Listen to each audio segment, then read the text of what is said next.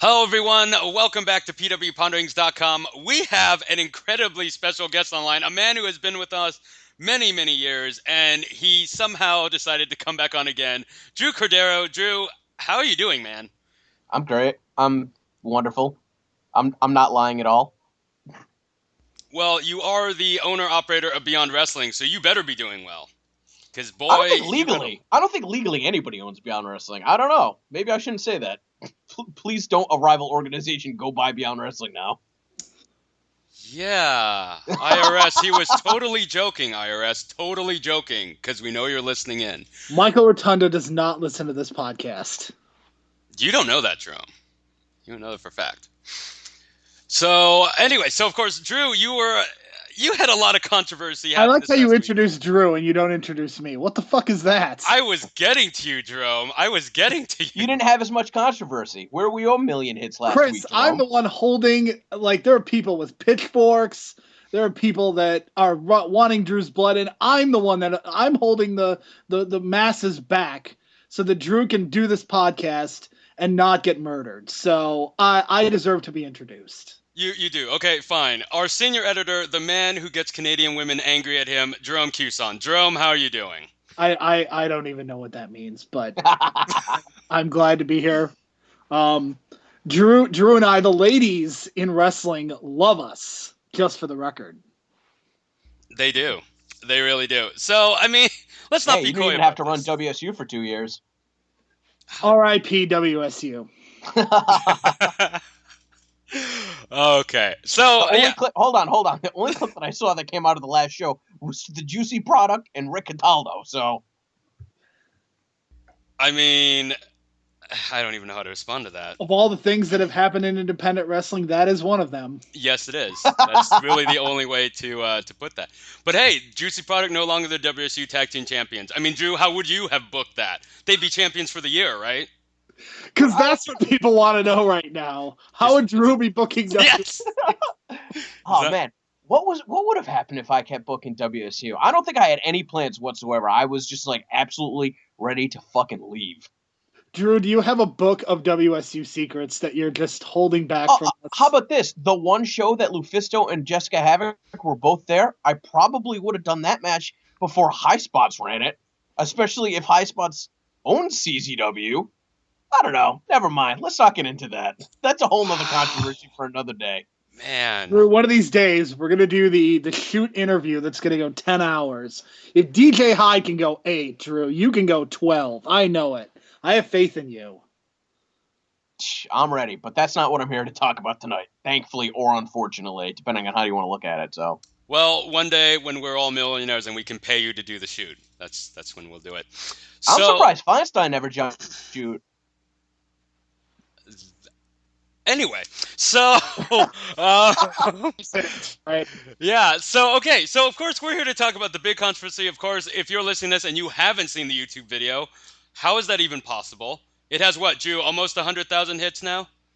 I can check right now for you on our YouTube channel. It has I know it's pretty it's high. got 92,000 hits, There you go, and almost 100,000. then on the kid that posted it originally on the Facebook page, which I'm sure we will get into, it's got about 150, and then on World Star Hip Hop, it's got close to 1 million. So Oh lots of yeah, people have seen it. I'm that, sure way more people have seen it not through the footage that we released, and therefore even further out of context than the people that saw the official release. yeah. I'm actually kind of wondering how the World Star Hip Hop thing came together. Were you even contacted about that, or did you just happen to find out? No, that's not how it works. It's the same thing like when Charade broke his neck. If footage is out there, it can just get ripped and just get put on there. You contact World Star to take it down. Nobody gets back to you. There's nothing you can do about it. It's great. Absolutely. Absolutely. So, okay, so let's get into this. Jerome, you and I talked about it on the newscast, but I'm going to leave it to you. Describe what happened in this video and why it's so controversial. You want me to do it? I do. Why am I doing it? I wasn't the one to put this together. Talk to the man who put it together. Let's all blame Drew. Everyone Fine. else is doing it. Drew, this is your fault. I'm gonna hold you accountable. Why did you book this? Why did you do this?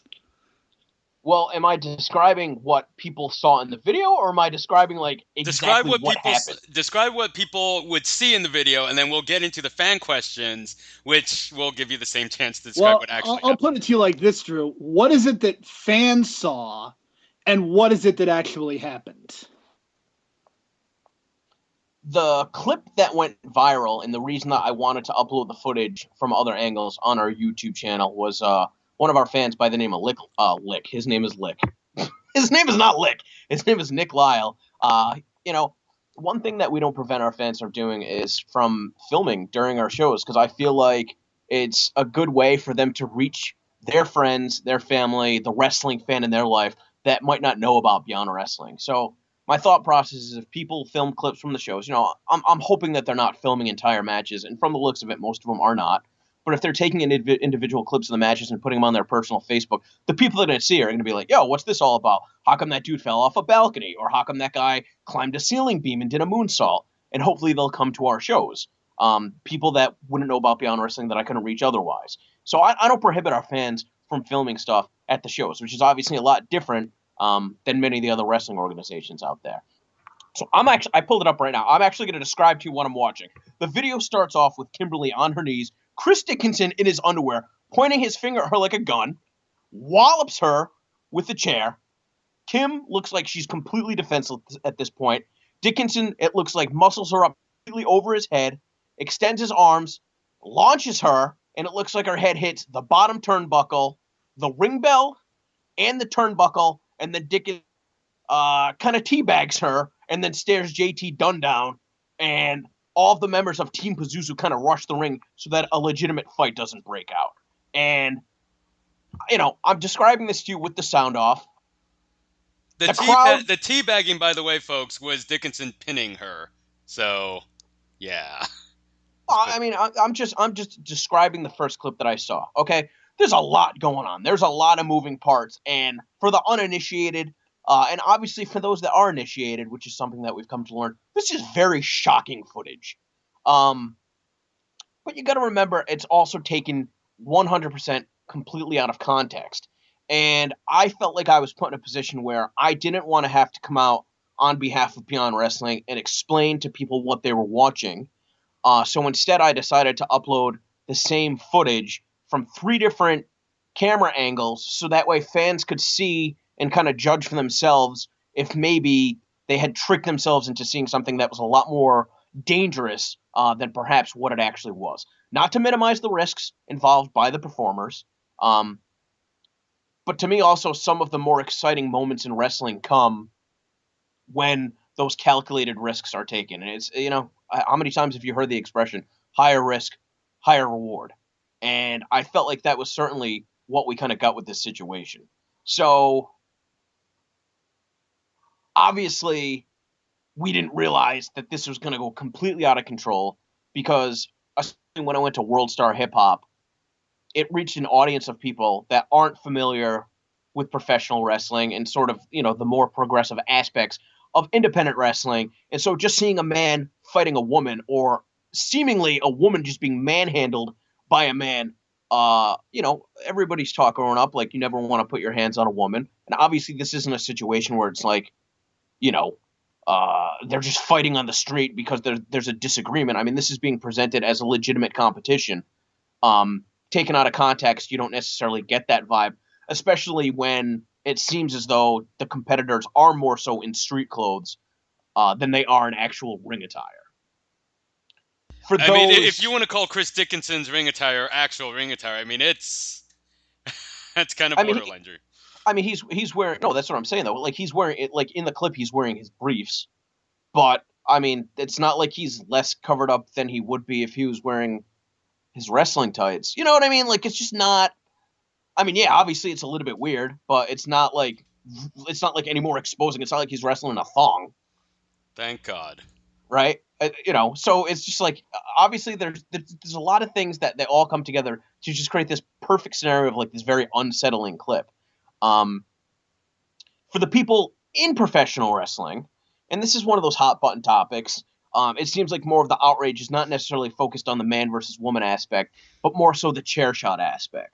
And I think we'll get to that when you guys have some more questions, because I don't think a lot of people are going to agree with what I have to say about the topic or necessarily how we handled it. I'll wait to open that can of worms. So right there, the main people that you got seeing it are already just absolutely, out of their mind because it's a guy fighting a girl. And then the people within wrestling that are willing to give the context the chance, just think that, these performers are being exploited and put in a situation where, there's going to be long-term negative effects because they're risking their health to, basically, perform this stunt in front of 150 people, which is appalling. Although, I don't know, 1 million people saw it. At the end of the day, that's pretty impressive for doing a stunt of that caliber. Yes, it is. I mean, it's definitely gone viral, like you said, and whether or not you purposely did that or not, obviously, man, boy, did that video get around. So yeah, why don't we just jump into this? So I mean, not purposely. You know what I mean? I didn't upload the footage to World Star. You know what I mean? Like, right, again, yeah, no. I wanted to put the footage on our YouTube channel so that our fans could get a different perspective to see, how bad did Kim land on the powerbomb? How much of the chair shot did she absorb with her head? Stuff like that. So Yes, and we definitely have a lot of those questions. So we did ask Drew when you came forward and you said, hey, why don't we talk about this? And why don't you let some of your readers and listeners ask questions? I put it out there and we got a ton of questions. I mean, obviously people couldn't tell what other people asked on certain forums, but a lot of the questions obviously very similar. So if you don't hear your name called out, it's not because I didn't read your question, it's because a lot of them kind of fall under the same category. But we want to thank everyone that sent in questions. And, this obviously, Drew, I don't think there's any other way to put this. This was, if you were to call it, quote unquote, successful in the sense that it got people talking, it certainly did that. For myself, I can't speak for Jerome, but I had several promoters ask me about this, talk about whether, the different aspects of it. And like you said, there's some people in the business, they took a different slant on it. I'm going to tell you, and I'm not going to name any names, but some didn't. I'll just leave it at that. They didn't. I don't know. I don't know how else to say this, but I'll get to that on my side as well, and that's something that to me ultimately is disappointing. But we'll wait for that as well. Sure. So why don't we start with this first question, because I think it is kind of just the basic question that everyone's thinking of. This person, Chris Kelly, all he wants to know is, I want to know how much of it was a booking decision and how much was their own, including how brutal did they expect it to get, or how brutal did you expect it to get as the booker? I'm not going to throw anybody under the bus, but one of the things that makes Beyond Wrestling special is that I do not give much feedback or instructions to our wrestlers whatsoever. I leave the aspect of the performance up to them, and I trust them as professionals, as colleagues, in most instances as friends, that they are going to do what is right for themselves, what is right for our organization, and most importantly, what is right in the moment for those fans that paid to see the match live. Kimberly came down from the balcony at FET and challenged Chris Dickinson to a no disqualification match after Chris Dickinson came out and attacked Shinron, who had just wrestled a grueling ladder match against AR Fox for the CLL All-Star World title. Both of those guys really took some, in my opinion, unnecessary risks because they wanted to entertain the fans that day. And perhaps that put pressure on Kim and Dickinson to not get overshadowed, being in a very difficult position. Without going into too much detail, the original plan that we had to get into the Dickinson-Kim match was scrapped, mostly related to the weather. And so there wasn't really that room to breathe between the ladder match and the Dickinson and Kim match. And so when Dickinson and Kim spoke with me in the back as far as what was going to be presented and how it was going to go, I mean, there were some ideas that were presented to me that seemed to be more outrageous than what actually occurred. And ultimately, it's left up to the judgment of the performers. To be specific, I have been explicit with the wrestlers on our roster that I do not want anybody to utilize weapons to hit each other in the head in an unprotected manner. What that means specifically is up for discussion. A.R. Fox had come off of a concussion that had kept him bedridden just a month prior. And I trusted his judgment that he was well enough to perform in a ladder match, in a highly anticipated match that we'd been trying to run since American Run of 2014, and very explicitly asked both performers involved in that match that no matter what risks they were going to take, that they were going to protect each other's heads. Okay? No slamming ladders on each other's heads, and nothing to that effect. Now, you could put into question whether or not that's good decision-making on my part to allow one of the wrestlers who has just had a history of head injuries to fall off a 12-foot stage through a plastic table, which isn't going to do much to break his fall. Okay? Those are the performers that, in my opinion, really risked life and limb in order to entertain those fans and live up not only to the expectations of the match, but the own expectations that they set for themselves. And that ladder match is phenomenal. I can't wait for the footage to get out there because people are going to be surprised. It's a very, very creative venture. Getting back to the Chris Dickinson and Kimberly match, I very explicitly asked both of them not to do anything with chairs. And there was a bit of a back and forth backstage where ultimately I decided that it would be for the best to leave it up to their discretion if it was something that they felt comfortable doing. Okay, I mean, that actually kind of follows into this the second question from Santiago Cruz. When booking this angle, and you kind of answered this first part, with Drew, were Dickinson and Lee, were they fully behind it? And then were there any concerns from anyone about how far and brutal they wanted to take it? But then the second part is, did they know that it would be this controversial? No, absolutely not. We thought that it was just another day in the office. And I think the best way to gauge is watching the video and seeing how our fans react. And I don't even think our fans thought that it was that crazy because they had already seen a fucking pretty crazy ladder match. And they've seen Kimberly, who's probably been presented as the strongest wrestler on our entire roster, who has defeated every single opponent she's wrestled at Fet Music for the last 16 months, including Candice LeRae, Chuck Taylor, Mike Bennett, David Starr, Silverant. There's another big one in there too. Oh, Drew Gulak. Okay, Kimberly has been presented as in almost an infallible manner. So for her to finally be faced with somebody in Chris Dickinson, Team Pazuzu, they got this fresh new faction that they put together. They're popping up in a lot of different places. And they're making waves, and people are talking about them. And it's not kind of back and forth where it's like, hey, we're going to be the cool bad guys. They're putting, I mean, these guys worship Satan. You know what I mean? Not exactly good guys to begin with. So it was one of those situations where it's like, well, in order for Kimberly to be defeated for the first time ever at Fet Music, what is it going to take for our fans to buy it? And again, being put in a situation where it was presented as an impromptu, unadvertised main event following a ladder match, again, I think that put pressure on the performers to want to pull out all of the stops so that their match would, be a satisfying conclusion to the show. So absolutely not. I don't think that anybody thought that what they were doing was above and beyond what was necessary, considering the circumstances. But I think that the idea was kind of there that, this is going to be a little bit more physical than some of the matches that Kim has had with other opponents. You're also going to look at not only Kim's reputation as far as being undefeated in Beyond Wrestling and proving that she's extremely tough against a variety of different wrestlers that, maybe technical, might have that technical prowess, but might also be gifted strikers. Her match with Drew Gulak, there were definitely some very uncomfortable moments. And I think that if you took some of them out of context, it would almost look as if, he was taking advantage of her in the ring. But that's a convincing performance. And that's ultimately what I'm going to get to here.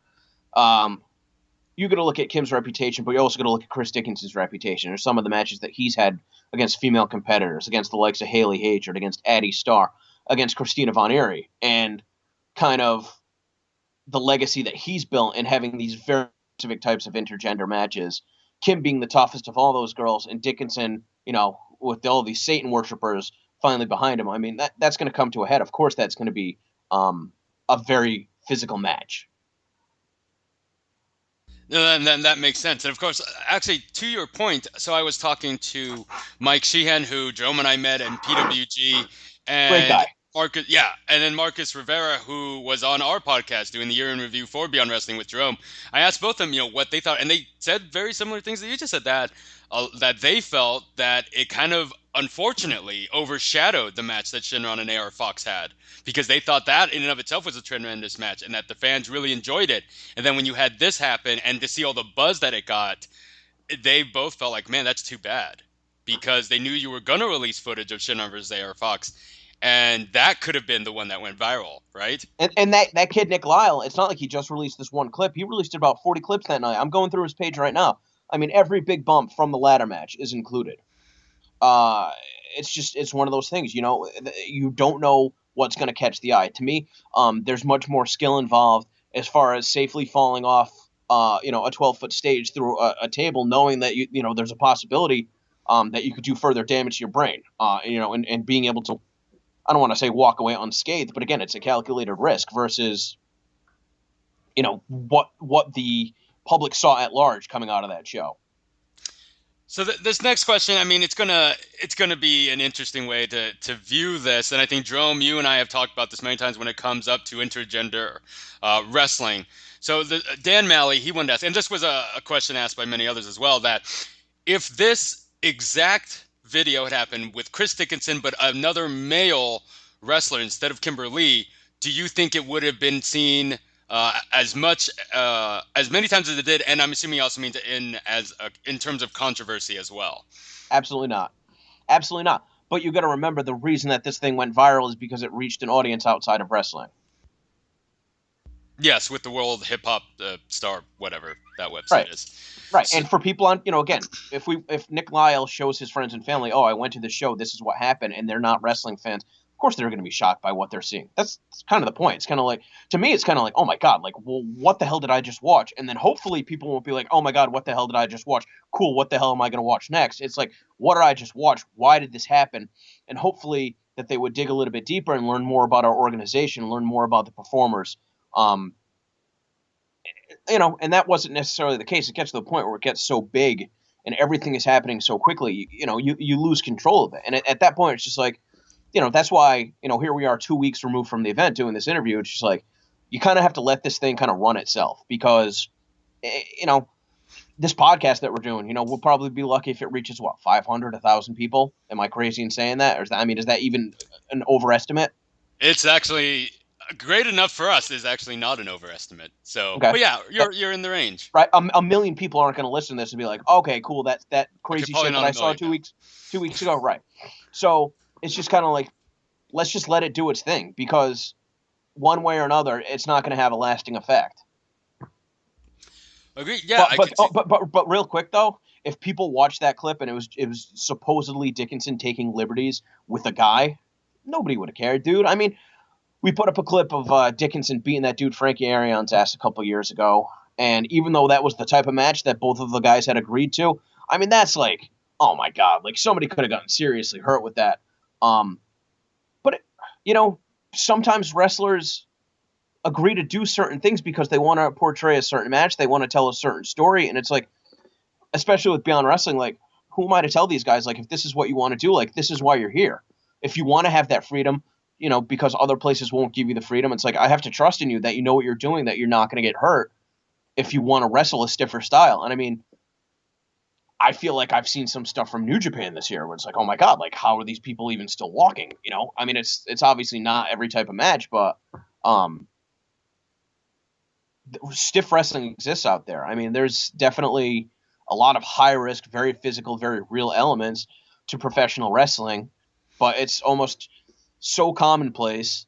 What's the Jim Cornette quote about, everybody thought that wrestling was fake and now everybody's actually beating each other up, whereas before everybody thought that wrestling was real and nobody was, really getting hurt. Up. Yeah. Right.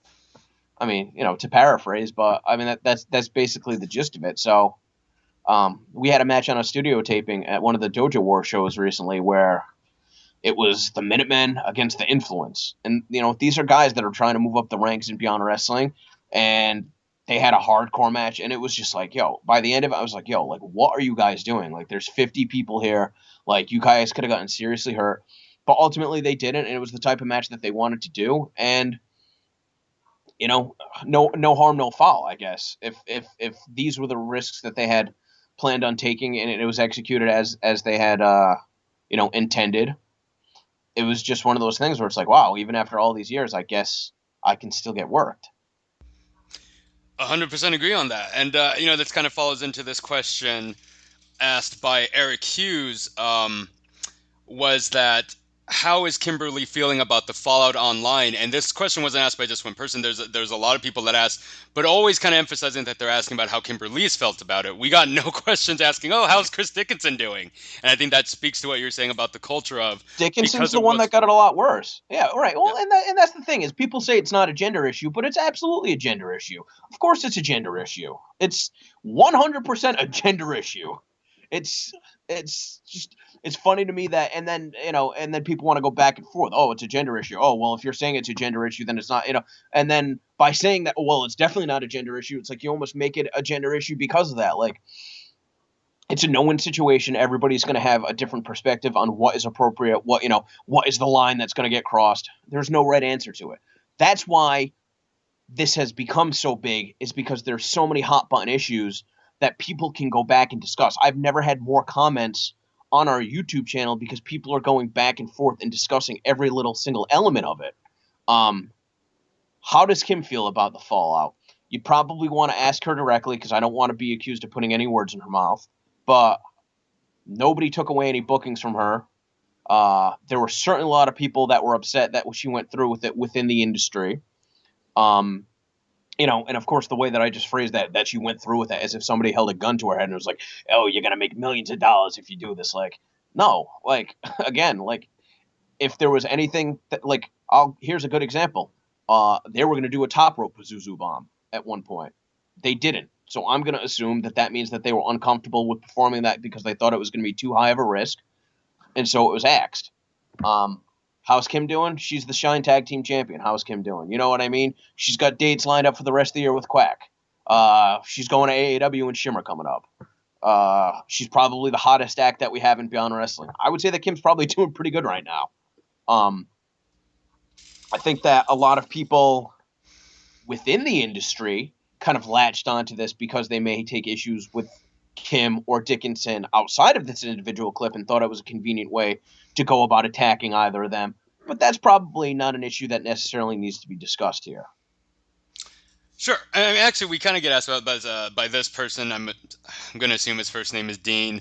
How did you feel about the one video that surfaced? And I'm assuming he's the one that talking about the World Star hip hop video from a fan in the crown at the wrong angle, making it look like Kimberly was taking the unsafe razor's edge, making it look like she hit her head off of the turnbuckle, when in reality she didn't end up hitting it at all. I mean, isn't that the point of wrestling? Aren't we supposed to create these moments where people are like, holy shit, like that was undeniably real? Like, how come Kimberly and Chris Dickinson aren't being commended for like putting together this unbelievable performance where for 2 days in 2015 people thought that what they saw was 100% legitimate? Yeah, no, I agree. I mean, I remember when, what was it? This was way back when the NWO first invaded WWE, and they did this angle where they hit Stone Cold's knee with this, God, I can't, it was, one of the, not just a regular brick, it was a cinder block? A cinder block, yeah. And there were people like, was that, I mean, they actually were literally asking, was that real? Because it broke like a real cinder block would. And it was like, you kind of knew it wasn't, right? You knew it wasn't a real one, but it just got people talking because it seemed real. And this is the same situation. So, and I'll get back to Kim. I don't think there's many women's wrestlers that could have put on such a convincing performance as her. I think she's one of the very best on the scene right now, guy or girl. Same thing could be said about Dickinson, because no matter what you want to say about him backstage or his reputation, whatever the case may be, every single thing that Dickinson does, people bite on. He brings a sense of legitimacy and realism that very few do. And if you don't like him, it's very intriguing and very easy to point the finger. And if you do like him, it's very easy to get wrapped up and enthralled with what he's doing. there's just not many guys that are out there that are like that just have that aura about them. And again, the way that he handles his business outside of it may have an effect on the way that people within the industry reacted to the video. But I've never had any problems with him, right? I mean, so it's not for me to comment on, because from personal experience, it hasn't, we've never crossed that bridge, and I don't anticipate that we will. So this question from I guess Scott Hardy, do you feel the performed move, the move that was performed, I'm assuming he's talking about the Razor's Edge, was it done safely, and did Kimber agree to take it? Again, kind of emphasizing, was it safe, quote unquote, and then how do you as the booker, obviously you're also watching from afar, but did you judge that it was done correctly, quote unquote? Let's talk about the chair shot first. Okay. Sure. Actually, we do actually here. Yeah, I'll just ask you about that. From Michael Ritter, are you surprised people cared so much about the protected plastic chair shots, and are you still comfortable today allowing the kind of unprotected chair shots, particularly steel chair shots, that Kay and Tone used in 2013? So yeah. Am I gonna sound like a dickhead if I say that like I'm not concerned about the chair shots? Like, is that? I mean, I understand. Like, okay, Chris Benoit, and then okay, now all of a sudden chair shots. I mean, granted, obviously for the sake of this podcast, I'm making a bit of a jump right here, but this is where wrestling fans seem to be 100% hung up, is the chair shot issue, and it's just like, okay, and I posted this the other day because it was kind of losing a little bit of steam. And I kind of wanted to see who was still paying attention. And it, snowballed to this big thing that cage side seats. Somebody posted a comment on a fan, and they upvoted it to the main page, their promoted post or whatever. And I got a good laugh out of it because it's like, haha, you fucking idiots took the bait. But I posted that I've seen more people get hurt by kicks and strikes, which is true. I have a 12-minute video on my phone from when Chris Dickinson and Jaka wrestled the Juicy Product at the CZW Academy for a Beyond Wrestling secret show in April of last year, where Dickinson repeatedly asks the same questions over the course of that 12-minute period because he doesn't know where he is. Okay? That's a very scary situation to be put in. Okay? And strikes, especially the style of independent wrestling, are a lot more prevalent and a lot more dangerous, especially when the performers that are utilizing them, and this isn't a knock on David Starr, because accidents can happen in the ring. It's not always necessarily with the force, that he throws his strike. The opponent can be out of position. Accidents happen. This is a very physical form of entertainment. Okay? I just don't understand where it's like big suplexes on the head, which, these are the type of things that you're starting to see infiltrate NXT too. Of course, those are some of the best performers in the entire world.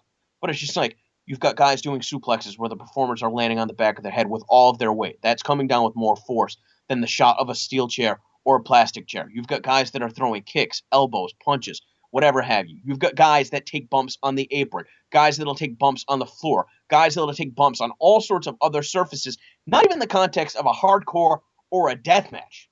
But the chair shot is where we're going to draw the line?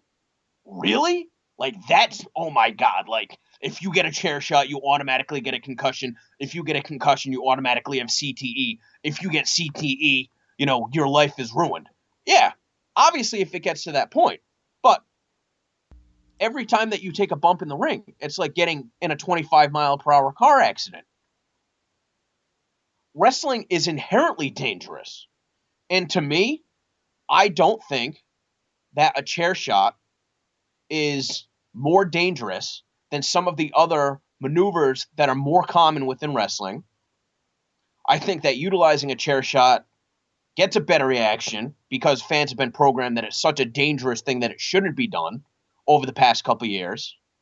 And the reason that I don't want my performers doing chair shots is not because I'm worried about their safety or well-being, because again, I put that in the hands of the performers because I trust them enough and have enough respect for them that they know what they're doing.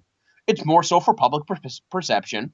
And let's dissect this. If the clip was just the Pazuzu bomb without the chair shot, still guy versus girl, would it have been as big of a deal? Absolutely not, because now all of a sudden you eliminate the next talking point, which is to whether or not chairs should still be used in professional wrestling. At that point, it's just a matter to dissect whether or not Dickinson's reckless with the powerbomb, which, if you've seen Dickinson powerbomb his opponents, he always throws the powerbomb close to the ropes. It's Yeah, risky. I actually tried to have that. I had that conversation with someone, and they didn't believe me until I showed them one video. They didn't believe me. They said, "Oh, that's just one time." I showed them another, and I showed them another, and it was after like the fourth or fifth video. Then I was like, "Do you now see the pattern? He does this with everyone. And, Get over it. It and wasn't it's because she's small or because right, she's a woman." right. It's like, obviously the softest bump that you're going to get is in the middle of the ring. And I think that fans know that. And that's one of the reasons that he does it that far away. But it's not like, oh, hey, we're going to do the Pazuzu bomb for the finish. Okay. Oh, by the way, I thought you were going to throw me in the ring, but you threw me at the buckle. It's like, no, like, if a wrestler doesn't feel comfortable telling that, they're going to say, no, maybe let's do the brain eater for the finish. Maybe let's do a spin kick. If they want to take the bump, they have to trust that Dickinson is going to throw them close enough to the ropes that it looks crazy without actually throwing them into the ropes. What happened with Kim? Did she hit her head on the way down? No, but she's got long hair. It certainly looked like she did. And then, probably the stupidest thing coming out of all this, and I'm not going to point the finger at anybody, is that, like, the ring girls that were holding the bell, the fact that instead of holding it, they put it down in the corner, like, kind of a bonehead move, but not something that I would ever give any thought to. But yeah, like when Kim landed, I mean, she's lighter than the opponents that Dickinson typically tosses, so she did slide a little bit, a couple inches. But people wanted to believe that this is real, and I'm sure this is something that we'll touch on more. People wanted to believe this is real. Okay, people were saying this was a 100% completely unprotected chair shot. Kim Right. could not have fucking done a better job protecting herself unless she put both arms up. She used an entire arm to cover her head. Did some of the chair hit her head? Yeah. Did the majority of it hit her arm? Absolutely. Actually, yeah, that kind of That's feeds into this next question from Dave. Why I'm going to have to edit this, but why have this look like domestic violence in professional wrestling when it's a male and a female? That should not that shouldn't happen. I guess this person is saying it shouldn't happen in why does it look intergender like wrestling. domestic violence? When's the It's just last? I his mean, question. I've never been a firsthand witness to domestic violence, so I guess I'm not in any position to comment. But the last time, It's called question, is what that's called. the last time that there was a domestic incident, I'm going to assume that it probably happened in the privacy of somebody's home. Um, if this was a real incident, okay, you have like it's funny to me. People picked up on the fact that JT Dunn, who's Kimberly's boyfriend, was right there, but then like just let it happen. Right. Okay, like you don't think that like what do you think he's that much of a pussy that if somebody fucking beat up his girlfriend, he wouldn't try and do something about it, or that the other wrestlers on the roster wouldn't have his back and be outraged, or the referee who was already in the ring with them wouldn't do something, or the fans wouldn't be outraged enough to jump in if it was a real incident? Like if it was a domestic if it was an instance of domestic violence, um the authorities would have been involved. Like, and this is crazy to me because people called FET and tried to get us kicked out. And people contacted the Providence City Council to do an investigation and try and get us shut down. And at least those people, unfortunately, I'm sure didn't want to have to deal with any of the bullshit that came along with it. But at least that they understood, this is a very convincing performance. Um, I got to be honest with you. I don't watch a lot of TV. I don't watch a lot of movies. But I know, like, there's movies out there where, like, girls get raped. And there's movies out there where guys get raped. And, like, there's TV shows where, like, kids get killed. And it's like, those none of those things are actually happening. Like, that's just an element to kind of push the story that they were telling forward.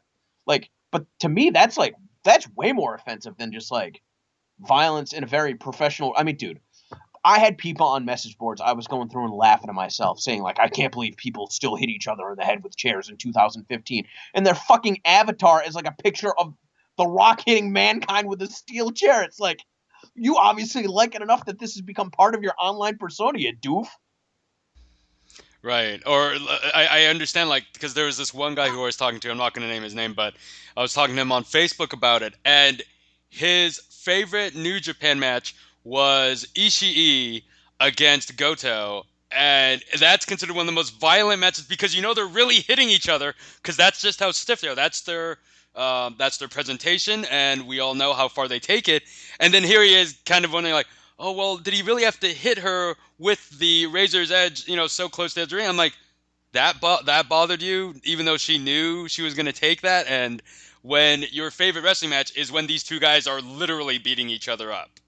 So it's interesting. I don't. Is that not part of the appeal of New Japan? Is that it is a stiffer style? It is absolutely Okay, and like nobody like questions those performances as to whether or not like is their safety in jeopardy. Like, there's been injuries on their show, right? Oh yeah. Okay. So I mean, it's a shit happens situation. If people want to draw the line as far as what is dangerous in professional wrestling should not be allowed. It should not be tolerated in any capacity. And then if we're going to do it with professional wrestling, let's expand to all of combat sports. Do you think boxing is good for anybody's long term well being? Probably not, because they're actually trying to hurt. I mean, they're obviously not trying to hurt each other, but that's a much stronger byproduct of the competition than professional wrestling, where at least there's staged elements to try and make it safer. Um, and then if you're going to stop at combat sports, you're going to draw the line at all contact sports. I mean, dude, I've seen a fucking clip of a hockey player who cut a goalie's throat, and like the guy was seconds away from bleeding to death. Like, that's not something that's supposed to happen, but like, that's dangerous. Like, getting out of bed and driving your car is dangerous. Like, people get in car accidents. There's movies where people perform stunts, and it's just like, you can't say, oh, well, it was only in front of 150 people. Nah, motherfucker, we played to a worldwide audience with this. Like, if there was any risk, that was worth taking, it's probably going to be the one that's going to get you noticed by 1 million people. So it's just funny to me where people draw the line and the way that they're conditioned that certain things are more dangerous than they actually are. Again, getting back to the chair shot, I asked them not to do it because I didn't want the publicity headache.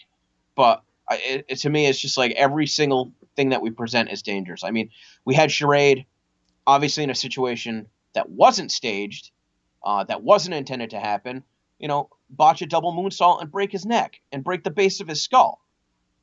That's a different scenario than this. Because when you look at what happened, everything that you see went off as it was planned.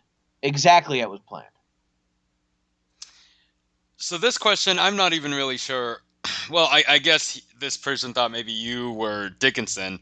But Juan Morales, and actually we got this question from a lot of other people too. Are you as the booker worried about the backlash this will give you? And then I guess your thoughts on, do you think it'll hurt the bookings of Kimberly and Chris Dickinson? And I think the obvious answer is no, it probably won't. But anyway, your thoughts on that. Remind me about the first part after I answer the second part. It did hurt the bookings of Kimberly and Chris Dickinson. Not Kimberly, but Chris Dickinson was taken off a Jersey Championship Wrestling show because Road Warrior Animal saw this clip, thought that it was completely inappropriate, found out that he was working a show with Dickinson by chance, and told the promoter that if Dickinson was on the show, that he wasn't going to show up. And obviously Animal is more of a draw, even though Dickinson has probably been the workhorse of JCW every time that he's been there. So that was kind of when I told Dickinson and Kim that we weren't going to comment on this one way or another because, dude, people thought it was fucking real. Like, isn't that the point of wrestling, is to entertain people? But then, like, it just blew my mind. It was like, I can't believe it in 2015. Like, people think this is real. We let it go on for 2 days until Dickinson got taken off the show. And that's when, I basically said, like, Kim needs to put out a statement letting people at the very least know that she's not critically injured. And a lot of people kind of read into that and was like, oh, you guys blew the angle. Like, she never said anything explicitly that said, like, that they were working together, that they were cooperating, that this was just all staged. But of course, that was kind of the purpose. And so for many people to interpret it as that, it's whatever. But we had to do that to kind of cool it off a little bit because God knows how far it could have escalated. I mean, people don't need a lot of reasons to take anybody off of a show, as far as promoters. So I didn't want it to escalate to an issue where people thought that Dickinson was dangerous, couldn't be trusted, because as stupid and shitty as wrestling can be at times, like, if you can't trust the person that you're in the ring with, like, you can't perform. And if you can't perform, you have nothing to base what you're doing on. You have to trust, the person that you're lending your body to in order to entertain these people, that they're going to be able to take care of you and not take advantage of that. And I think that Dickinson is extremely convincing, but I don't know. I mean, I'll probably end up putting my foot in my mouth, but I couldn't tell you the last time that somebody got hurt wrestling Dickinson. Knock on wood, not trying to jinx him or anything like that. But I don't think that anything that he does is any higher of a risk than what a lot of the other guys do out there. I don't, or else it wouldn't happen. You know what I mean? Again, I do care about the well-being of our performers, but there's also a point where I have to trust their judgment, as I've said repeatedly. And if it's something that they feel comfortable doing, if it's something that they feel they should or need to do, and we have a discussion about it, it's not like, oh, they tricked me into letting them do it. It's kind of like, okay, I agree with them. I trust them. Right. So for Dickinson, in the short term, I think it hurt them.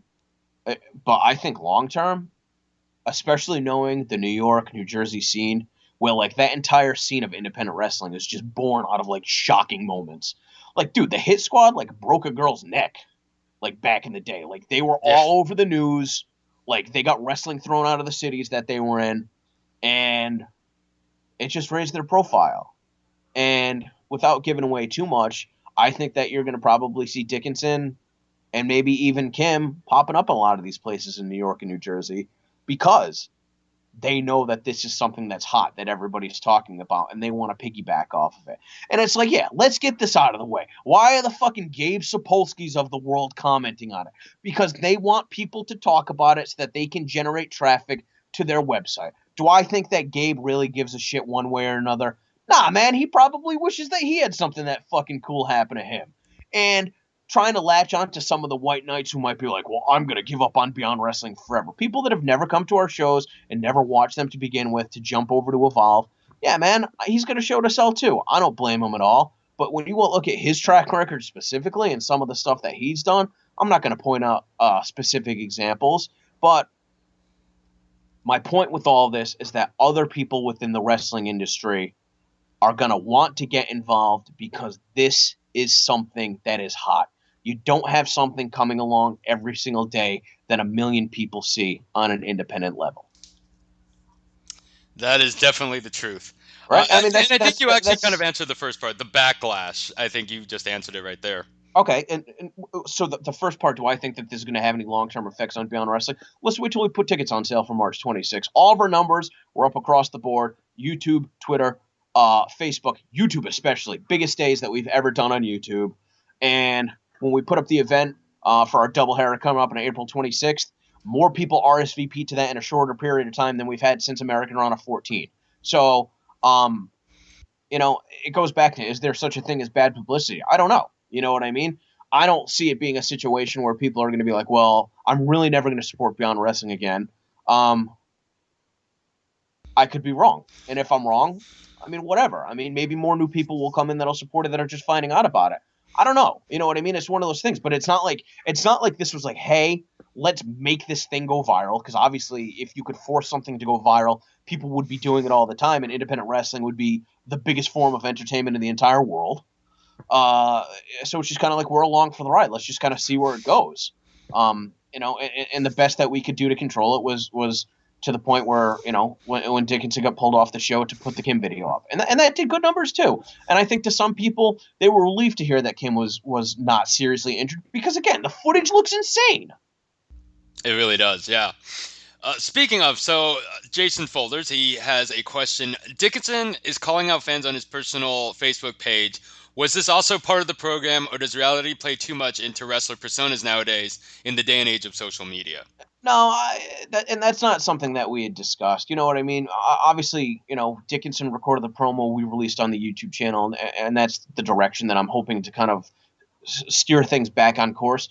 But if somebody feels like they're being persecuted, they have the right to defend themselves. And while I feel like it's falling on deaf ears because his explanation is certainly not going to go viral, and the people that are reading it for the most part are probably going to think that it's full of shit because they've made up their mind anyway. He has the right to do that, even if I don't necessarily agree with it. Talking about how people have convinced themselves of this, though, I had one guy tell me that he watched the footage over and over again, and he could hear Kim's head make a noise on the ring bell, that it went ding. And it's just like, how badly do you want to believe this is real, that you've tricked yourself into something that's not even there? Conversely, we had somebody say that they could see a team of people put down a crash pad for her to land on and remove, which is why it was completely safe. And it's like, it gets to the point of absurdity where it's just like, are these people just trying to like bait other people into fights just because they think that like they're stupid or they don't agree with them? I don't even know what to say at this point. Where exactly did they say they put the crash pad on the? In the corner. So when she took the powerbomb, she landed on like a pillow, and then it was quickly removed before the pin. Wow, Hilarious. That's awesome. Best thing that's come out of this is World Star Hip Hop.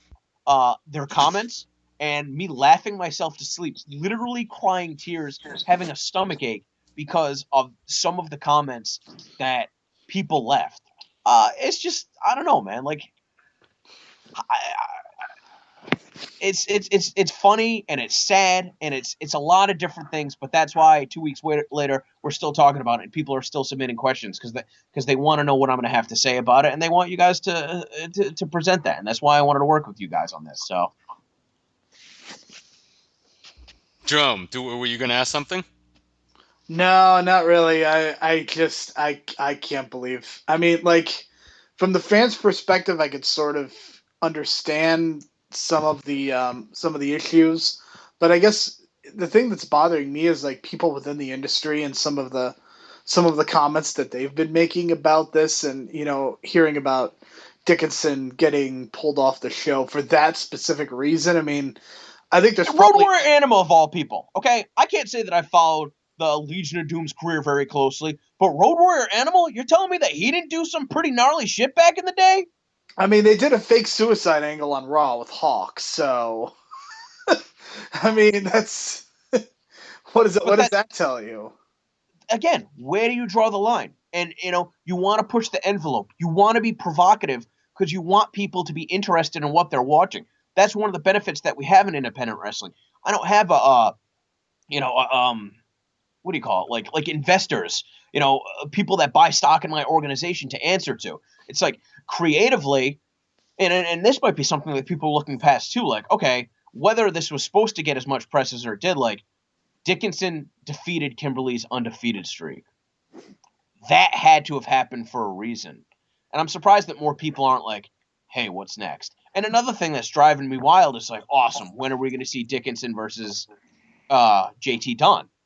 And it's just like, okay, so what does that do for Kimberly?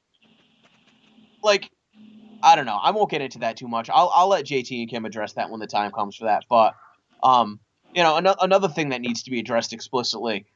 Kimberly defeated almost all of her opponents at Fet Music using the alligator easy for me to say, the alligator clutch. And the finishing hold after the Pazuzu bomb that Dickinson applied to her was the alligator clutch. That's how you apply it. Stacked up on your opponent with the crotch in the face. Is it a different situation when it's a girl's crotch in a guy's face instead of a guy's crotch in a girl's face?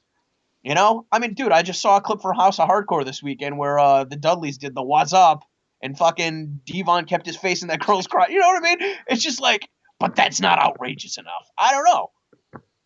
How that wasn't outrageous enough, I'll have no idea, though, honestly. People loved it. The whole arena was chanting, eat that pussy. And it's just like, Oy. That's not right, exactly. But that's not offensive, but who's going to say shit to Dreamer, right? I'm not criticizing it. I thought it was hilarious when I saw it. So, don't take that the wrong way, anybody listening to it. I'm certainly not trying to, start any shit with them. But again, it's just like people are taking out of it what they want to take out of it. It's so easy to take a 40-second clip and twist it for your own, argument to prove whatever point that it is that you're trying to prove. And it's just like the fact that people are so wrapped up into and discussing it so much. It's still really kind of amazing to me. I don't know. What other questions you got? Well, yeah. Hey, we still got some. Yeah. So to kind of turn this the other way, we got this question, and a lot with other people said the same things when we asked for questions. They didn't really have any. They just posted that this was going to encourage them to buy it. Lionel Miles, he says, do you think this will hurt your company or get more people to watch it? I won't lie. I don't watch a lot of your product, but after hearing about this whole thing, I will be buying this on DVD.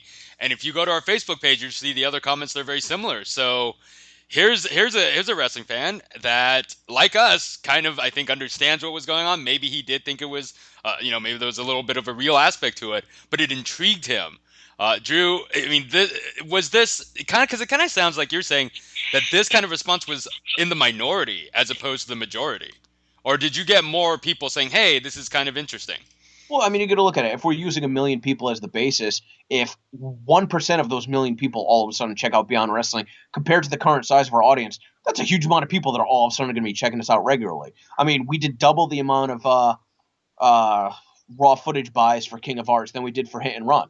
You know, I'm sure part of that was due to the fact that we donated proceeds to CTE research, which I do think is a good cause, even though I don't think it's explicitly linked to chair shots. I mean, brain damage is I'm not an expert, so I'm not going to speak any further on that. But I think that was part of it. But even still, people have continued to buy the footage, and yeah, dude, absolutely. Like, again, if you saw that clip and you thought it was wild, like, you wouldn't want to be like, yo, what is going on? Like, you wouldn't want to buy the footage and see the full match to see how it escalated to that point, or maybe do research on Kimberly in Beyond Wrestling and see, like, oh my God, like, nobody beat her for an entire year and a half. The only other person that we've ever had undefeated in Beyond Wrestling in recent memory is Michael Elgin. You know what I mean? That's pretty high, in terms of talent and your level within the wrestling industry. Like, it's pretty good company to keep. So yeah, I hope that not only people are interested in seeing how we got to this point, but what's next? Like what? Oh yeah, he killed the bitch, and then that's it, and then Beyond Wrestling ends. Like, oh okay, so nobody wants to see like Kim like kick Dickinson's ass. Like, did anybody see the movie Kill Bill? Like, what am I alone in this? Like, I feel like explaining this and hearing myself verbalize it for the first time is just kind of like, I can't even believe we're having this conversation. It is 2015, Drew.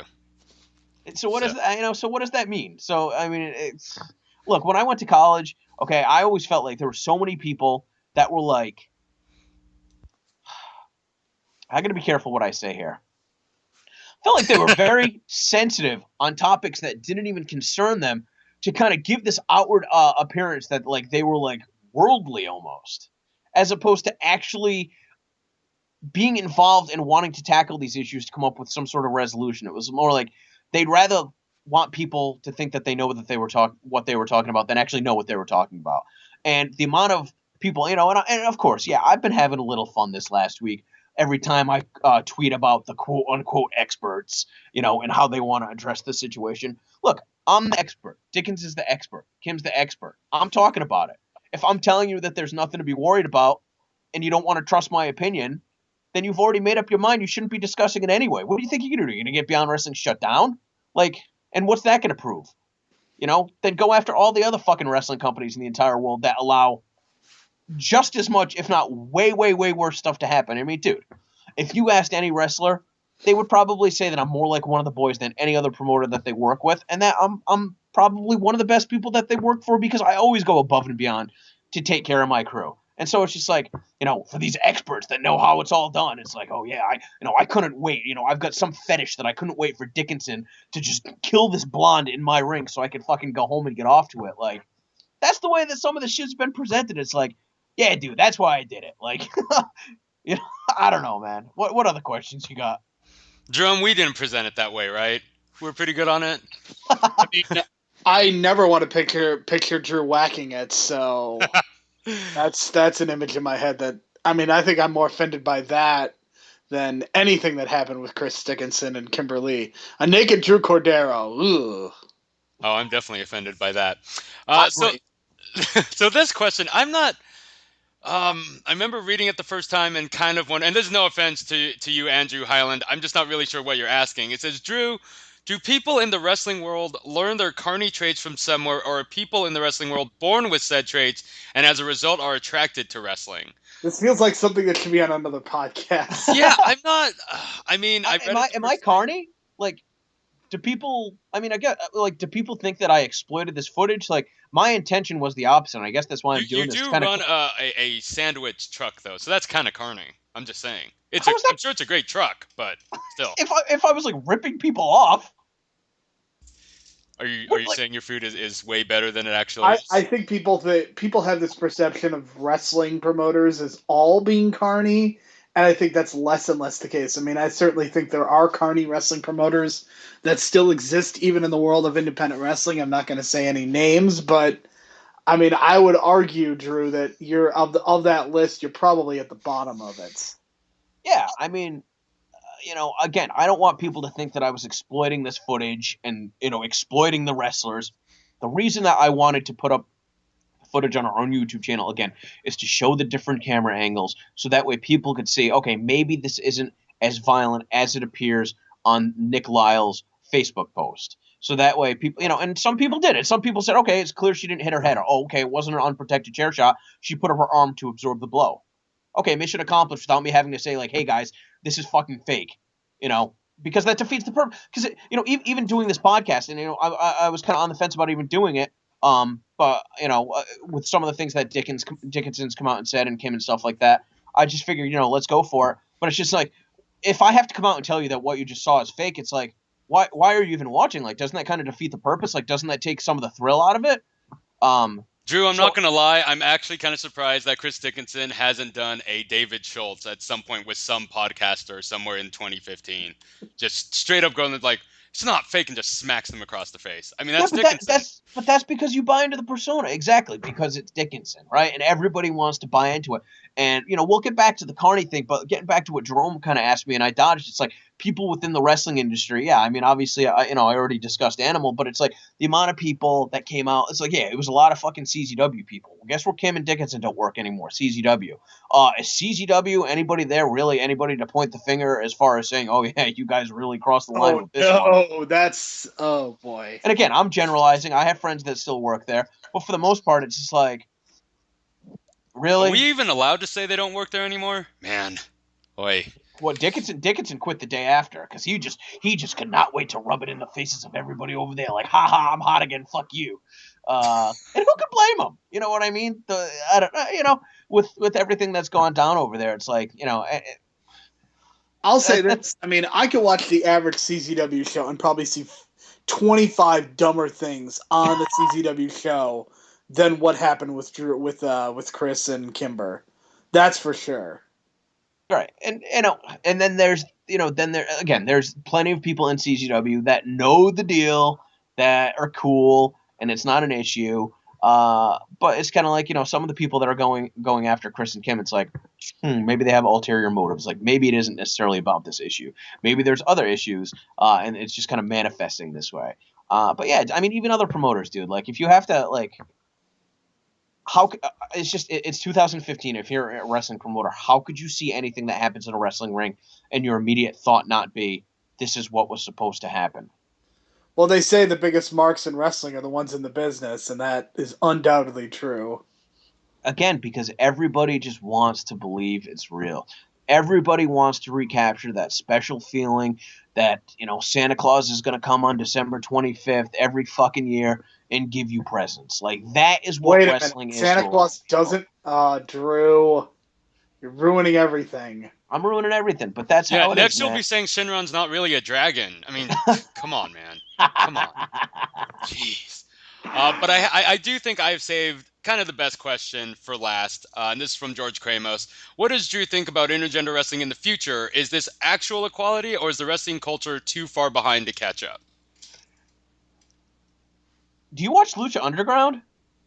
Are you talking to me? Yeah, I'm asking you guys. Yes. What do you think of their presentation of intergender wrestling? Jerome, you go first. I mean, I think I've said it publicly that I think Lucha Underground has done the best job of any televised wrestling company of promoting women's wrestling, intergender wrestling. So, I mean, and that's with despite that commentary, it's still the best of any televised show. It easily blows away WWE, TNA, and Ring of Honor.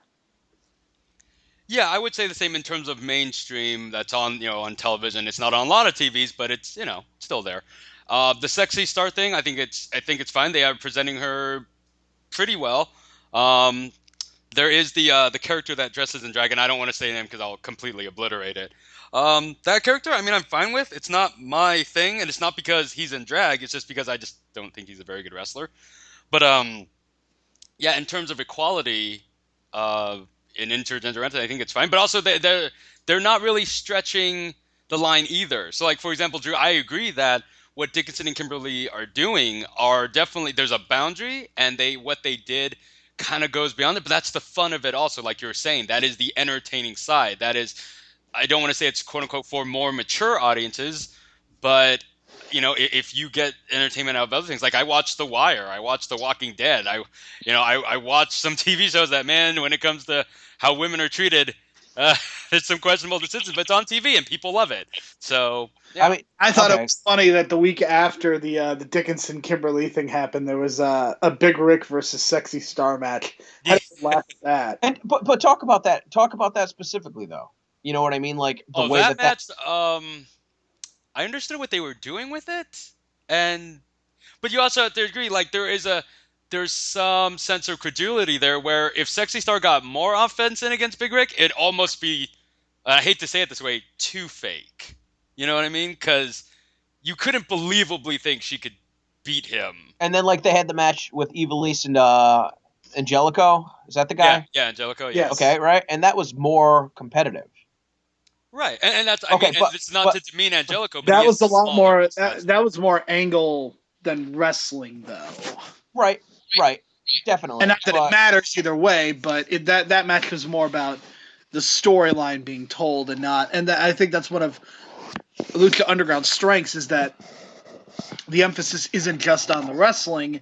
There are storytelling elements that you can sort of sink your teeth into, and it's just you're just not presenting matches. You're actually following what's going on week to week. so, and again, this isn't an us versus them type of thing. I love Lucha Underground. It's the only wrestling I go out of my way to watch every single week. But like, Chavo hit Sexy Star with a chair, like in the head. Yes, that was like on the first or second week or something like Yep. that. Right. Okay. And then like going back to the Sexy Star versus Big Rick match, like he didn't even like do any moves. Like he just physically held our shoulders down to the mat. And so I guess the point that I'm trying to make with this is intergender wrestling works when it's presented in the most basic storytelling function in professional wrestling: a babyface versus a heel. You have a wrestler that is an underdog that has a conflict that has to be resolved. They have a challenge that they have to overcome. When you have Kimberly in the ring with somebody the size of Chris Dickinson, obviously she's going to be fighting an uphill battle. Okay, it would be no different than if Pinky Sanchez was in the ring with Chris Dickinson, who, again, with those two being closer friends, if you want to say anybody took liberties, which I don't think that's the right way to phrase it, since it was everything that was agreed on. I mean, go watch Dickinson's matches with Pinky Sanchez and ISW and tell me who's being safe and who's being unsafe. If it's something that they agree to and if it's what they want to perform, rock and roll. Let's do it. I think you're right that Lucha Underground is definitely at the forefront. But it's a very delicate thing. But to me, it's like there's only so many stories that you can tell in wrestling. What appeals to me most about intergender wrestling, no, it's not the guy beating up the girl thing, which is what people seem to get hung up on and want to accuse me of. It's a fresh way to tell a classic story. So that way, it's not like been there, done that, and it's going to get to the point, absolutely. But for right now, there's always that element where it's like when you put a guy versus a girl, people are going to pay a little bit closer attention to it than if it was just strictly a big wrestler versus a small wrestler, even though the way that we've always presented intergender wrestling and beyond wrestling, with a couple, a couple exceptions to that, perhaps like for stand style matches, that was more character work. It's always presented as an underdog, a David versus Goliath scenario. And so as far as the way that intergender wrestling is going to be moving forward, I mean, like, dude, like, what do you think a one-on-one match between Brian Cage and Candice LeRae would look like? Right. You wouldn't. But I also want to point out, though, less the chair shot that Chavo gave to Sexy Star, which I do think some people did get a little iffed about. The other two matches that we talked about, kind of presented it still, though, within, I want to say, a culturally acceptable model, in the sense that you never thought Angelico was going to really beat the crap out of Ivelisse.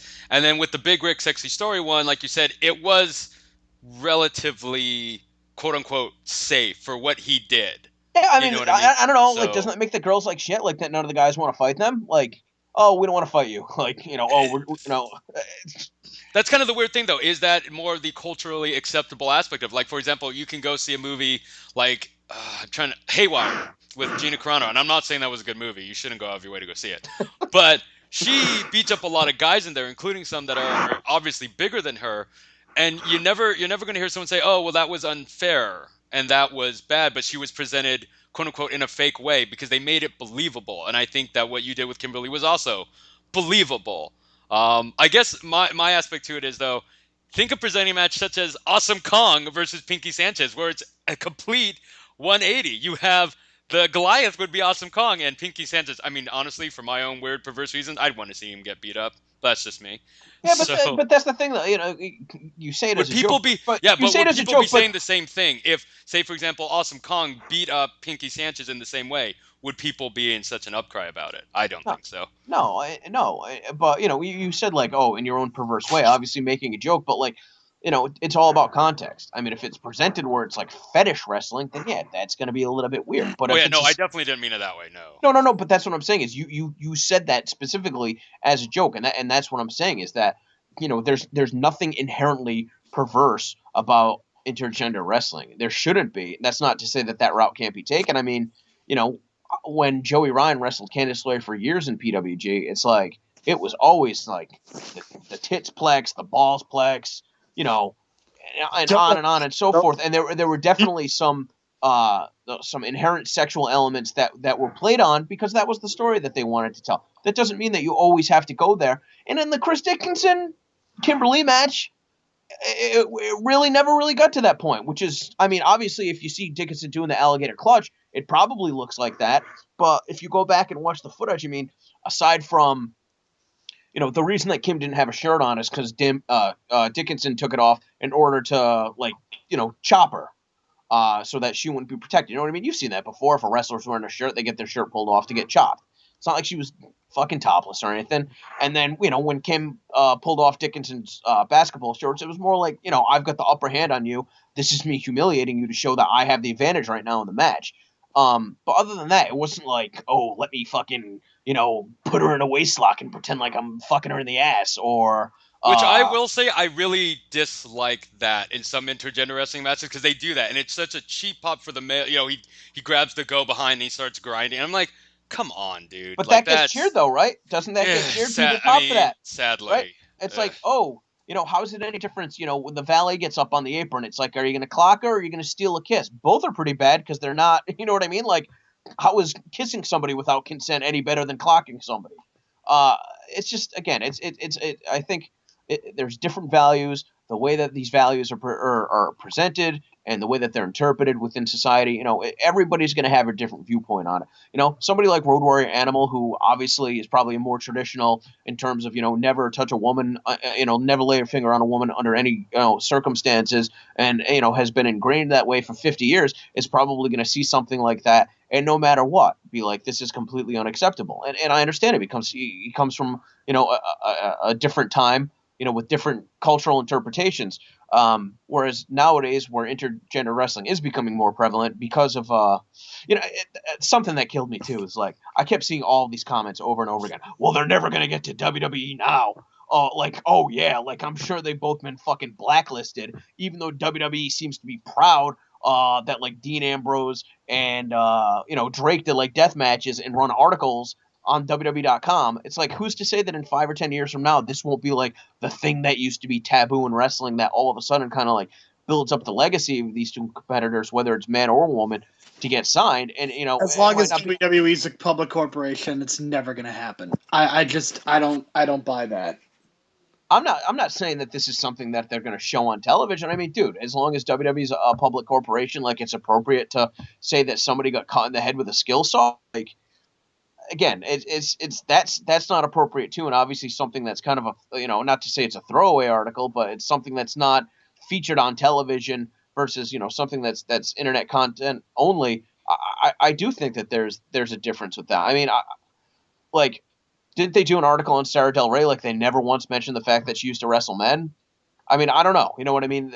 But to me, it would just be like, it's the type of thing where I just don't see that this being, you know, these two are never going to make it any farther in wrestling. Like, and of course they didn't. It's not like they did it with, you know, it's not like any of us did this with the intention of like, oh, I hope we get on WWE's radar with this. Like, anybody that thinks that was the reason that this was done, like, obviously doesn't understand like what Beyond Wrestling is, what independent wrestling is, and what independent wrestlers are trying to do, the stories that we're trying to tell. I mean, I could go on and on, but I just,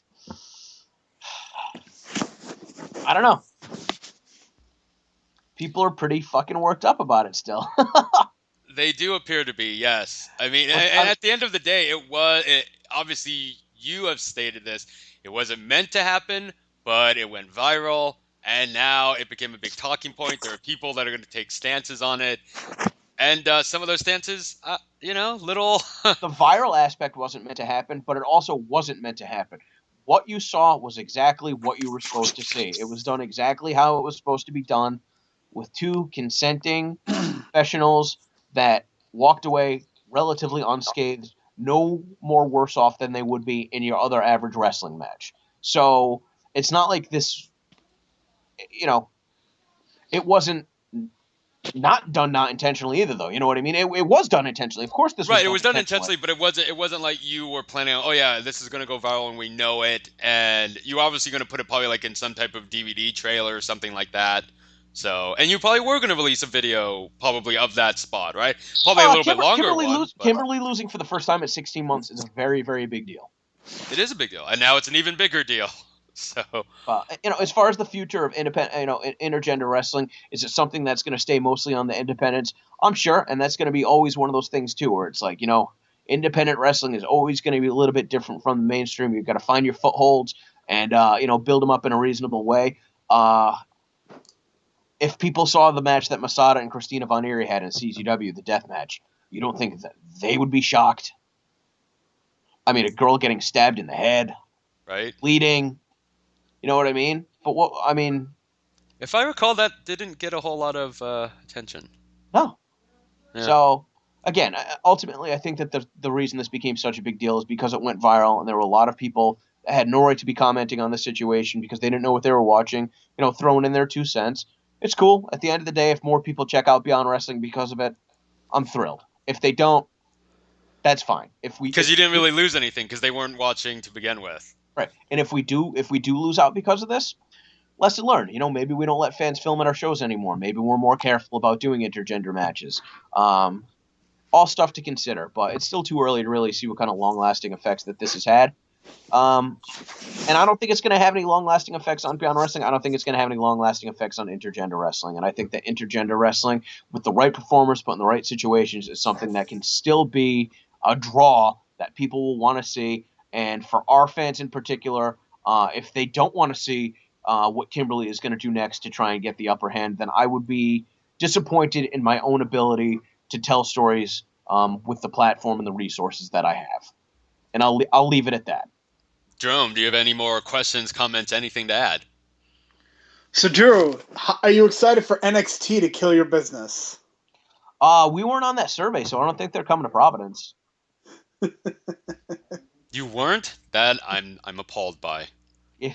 We got to start this movement on Twitter now. Get Beyond on the survey. Yeah, please don't click that other box and put us there. Oh, Let's stay off the grid. Too late. I'm looking for NXT to start running some intergender matches.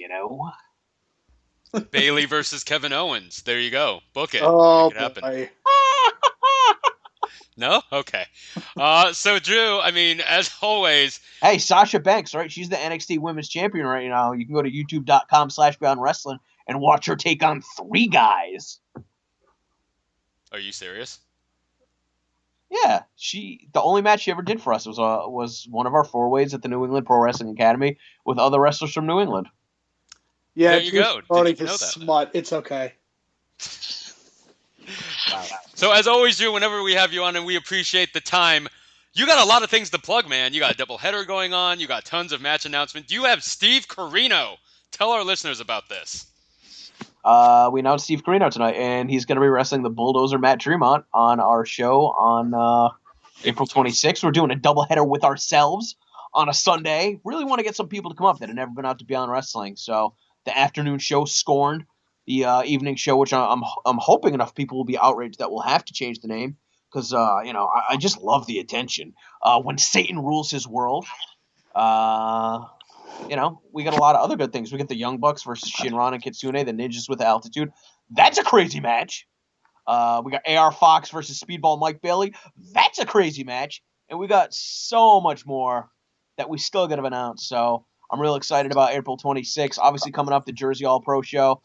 Dickinson is wrestling Loki. Somebody's probably people should be more outraged that that's going to be a match that's going to happen than anything that's going to happen with Dickinson and Kim. We get a showcase match: Silver Ant versus JT Dunn. We just put up the free match, the tournament for tomorrow 2 finals at youtube.com/Beyond Wrestling. So this is going to be a rematch of that match, and they always pack it out in Rahway, so I'm pretty excited to go and kind of push our DVDs in front of that new crowd, meet some new people. We have a secret DVD sale going on right now.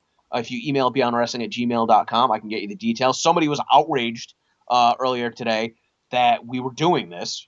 But that just goes to show you, it's like there's no winning. You know what I mean? When you get big enough, there's just going to be people that are going to be criticizing every single thing that you do, sometimes without rhyme or reason. It's like, yo, dude, like, do you want in on the sale or not? Email us. You have to email us anyway. Like, the transaction can't go through because you have to get the fucking specific details as far as how you're going to send us the money, you jerk.